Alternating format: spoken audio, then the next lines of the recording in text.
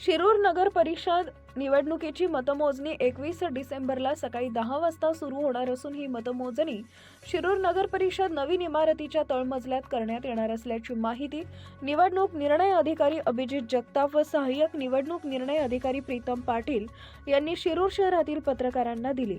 12 टेबलवर 12 प्रभागाची मतमोजणी 21 डिसेंबरला होणार असून प्रत्येक उमेदवाराचा एक मतमोजणी प्रतिनिधी मतमोजणीसाठी असणार असून नगराध्यक्षपदाच्या उमेदवारांचे 12 टेबलवर प्रत्येकी एक असे एकूण 12 प्रतिनिधी असणार आहेत। या मतमोजणीसाठी 100 कर्मचाऱ्यांची नेमणूक केली असून त्यामध्ये अधिकारी कर्मचारी असणार आहेत। मतमोजणीसाठी उमेदवारांसाठी वेगळा कक्ष, पत्रकारांसाठी वेगळा कक्ष असणार असून या मतमोजणीसाठी एकूण 4 फेऱ्या होणार असल्याचं निवडणूक निर्णय अधिकारी अभिजित जगताप यांनी पत्रकारांना सांगितलंय।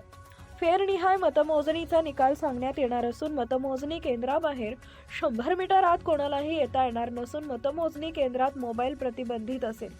कोणालाही मोबाईल नेता येणार नाही। चोख पोलीस बंदोबस्त ठेवण्यात येणार असल्याचं निवडणूक निर्णय अधिकारी जगताप यांनी पत्रकारांना सांगितलंय। Subscribe now and press the bell icon. Never miss an update.